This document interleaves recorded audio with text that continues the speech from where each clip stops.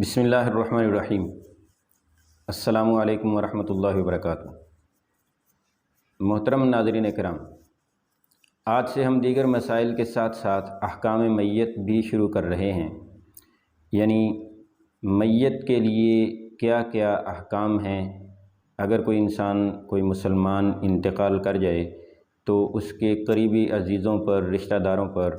کون کون سے احکام نافذ ہوتے ہیں اس کے حق میں۔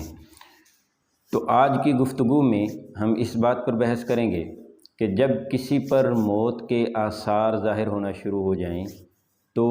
قریب موجود لوگ کیا کریں۔ سب سے پہلی بات، صحیح مسلم شریف میں یہ حدیث ہے، حضرت ابو سعید خدری رضی اللہ تعالیٰ عنہ اس کے راوی ہیں۔ وہ فرماتے ہیں کہ نبی کریم صلی اللہ علیہ وسلم نے ارشاد فرمایا کہ اپنے مرنے والوں کو لا الہ الا اللہ کی تلقین کیا کرو، اشہد ان لا الہ الا اللہ کی تلقین کیا کرو۔ مختلف روایات ہیں، ان کے اندر لا الہ الا اللہ اور اشہد ان لا الہ الا اللہ کے الفاظ ہیں کہ لا الہ الا اللہ کی ان کو تلقین کیا کرو۔ تو یہ اس وقت ہے جب کسی پر موت کا وقت قریب ہو، اس وقت لا الہ الا اللہ پڑھا جاتا ہے۔ اور اسی طرح سنن ابی داود میں معقل ابن یسار رضی اللہ تعالیٰ عنہ سے روایت ہے، وہ فرماتے ہیں کہ نبی پاک صلی اللہ علیہ وسلم نے ارشاد فرمایا، تم اپنے قریب المرگ لوگوں پر سورہ یاسین پڑھا کرو، یعنی جس پر موت کا وقت آ جائے اس کے پاس بیٹھ کر سورہ یاسین پڑھو۔ لیکن یہ بات ذہن میں رکھیں کہ تلقین کیسے کرنی ہے۔ تلقین اس طرح کی جائے گی کہ اس کے پاس بیٹھ کر کلمہ پڑھنا شروع کرو، اسے کلمہ پڑھنے کی تلقین یعنی کلمہ پڑھنے کا حکم نہ دو، بلکہ صرف خود کلمہ پڑھتے رہو۔ جب وہ ایک بار بھی کلمہ پڑھ لے آپ کا کلمہ سن کر تو فوراً خاموش ہو جاؤ، اب اسے بار بار پڑھانے کی کوشش نہ کرو۔ آخری جو آپ کی کوشش ہونی چاہیے وہ یہی ہونی چاہیے کہ آخری کلام لا الہ الا اللہ محمد الرسول اللہ، یہ آخری کلام ہو جائے۔ اب یہ لازم نہیں ہے کہ موت کے وقت، آخری سانس کے وقت بھی وہ کلمہ ہی پڑھ رہا ہو، نہیں، بلکہ جب بھی وہ کلمہ پڑھ لے اس کے بعد خاموش ہو جانا چاہیے۔ اور اسی طرح سورہ یاسین جو ہے یہ موت کی سختی کو کم کر دیتی ہے، وہ کسی بھی وقت کسی بھی مقام پر بیٹھ کر پڑھی جا سکتی ہے، اس کے پاس بیٹھ کر،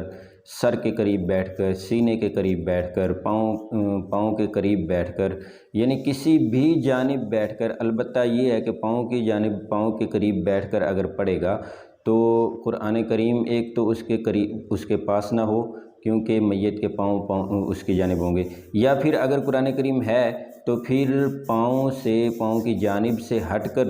اس کی دائیں یا بائیں جانب بیٹھے۔ تو کہنے کا مطلب یہ ہے کہ قرآن کریم کے ادب کا بھی خیال رکھے اور ساتھ ساتھ سورہ یاسین کی تلاوت بھی کرے۔ اب یہ ضروری نہیں ہے کہ اس کے بالکل کان کے پاس بیٹھ کر ہی پڑھنا شروع کر دے، نہیں، بلکہ اس کے قریب بیٹھ کر کہیں پر بھی پڑھا جائے، جو اس کو کچھ نہ کچھ سنتا رہے تو اس پر موت کی تکلیف کم کر دی جاتی ہے، نبی پاک صلی اللہ علیہ وسلم کی حدیث کے مطابق۔ اور جب کسی پر موت آئے، دوسرا مسئلہ یہ ہے کہ اس کا چہرہ قبلہ کی جانب کر دیا جائے۔ لیکن اگر چہرہ قبلہ کی جانب کرنے میں اسے تکلیف محسوس ہو رہی ہے موت سے پہلے، تو پھر اس کو اسی طرح چھوڑ دینا چاہیے، موت کے بعد اس کا چہرہ قبلہ کی جانب کیا جا سکتا ہے۔ اور اگلا مسئلہ یہ ہے کہ اگر خدا نخواستہ کسی شخص کے منہ سے کلمہ کفر نکل گیا، عین موت کے قریب، موت کے وقت اگر کلمہ کفر نکل گیا تو اس پر زیادہ خیال نہ دو، اس پر زیادہ توجہ نہ دو، بلکہ یہ سمجھو کہ موت کی سختی کی وجہ سے عقل زائل ہو گئی، عقل ختم ہو گئی تھی، اور جس شخص کی عقل ختم ہو جائے اس پر کسی بھی قسم کا کوئی بھی حکم نافذ نہیں ہوا کرتا۔ وہ کلمہ کفر کہے تب بھی اس پر کوئی حکم نافذ نہیں ہوتا، وہ اسلام قبول کرتا ہے تب بھی اس پر کوئی حکم نافذ نہیں ہوتا ہے۔ تو کہنے کا مطلب یہ ہے کہ جس شخص میں عقل موجود نہ ہو اس پر کوئی حکم نافذ نہیں ہوتا، لہٰذا موت کی سختی کی وجہ سے آپ کو یہ سمجھنا چاہیے، حقیقت تو اللہ تعالیٰ ہی جانتے ہیں، لیکن آپ کو یہ سمجھنا چاہیے کہ موت کی سختی کی وجہ سے عقل ختم ہو گئی، عقل زائل ہو گئی۔ جب عقل زائل ہو گئی تو کسی بھی قسم کی بات کرے اس پر کوئی پکڑ نہیں ہوگی۔ البتہ حقیقت حال اللہ جانتے ہیں کہ اس نے کس وجہ سے یہ الفاظ بولے۔ اور دوسری بات یہ ہے کہ اگر کلمہ کفر نکل جائے تو اس کا چرچا نہیں کرنا چاہیے، لوگوں کے اندر شہرت نہیں کرنی چاہیے، لوگوں میں بات کو پھیلانا نہیں چاہیے کہ فلاں آدمی مر گیا اور اس کے منہ سے کلمہ کفر نکلا، اس نے فلاں بات کہی جو کفر ہے، تو اس بات کو لوگوں میں پھیلانا نہیں چاہیے، بلکہ اس کو چھپانا چاہیے اور حسن ظن رکھنا چاہیے، اچھا گمان رکھنا چاہیے کہ اللہ رب العزت اللہ کے حکم سے، اللہ کرے یہ ایسے ہی ہوا ہو کہ اس کی عقل زائل ہو گئی ہو اور اس عقل زائل ہونے کی وجہ سے اس نے یہ کلمہ کہہ دیا۔ اور اگلی بات، اگر موت کے بعد جیسے ہی موت واقع ہو جائے اس وقت اگر کوئی قریب خوشبو موجود ہو جو جلا کر رکھی جانے والی ہو تو وہ میت کے قریب اس سے خوشبو کو جلا کر رکھ دیا جائے، جس کی وجہ سے میت کے ارد گرد میت کے قریب خوشبو آتی رہے۔ اور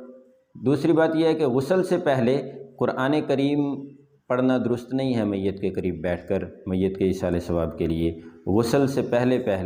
میت کے پاس بیٹھ کر قرآن کریم پڑھنا درست نہیں ہے، البتہ غسل کے بعد اور نماز جنازہ کے بعد، تدفین کے بعد پڑھنا یہ زیادہ بہتر اور مسنون ہے۔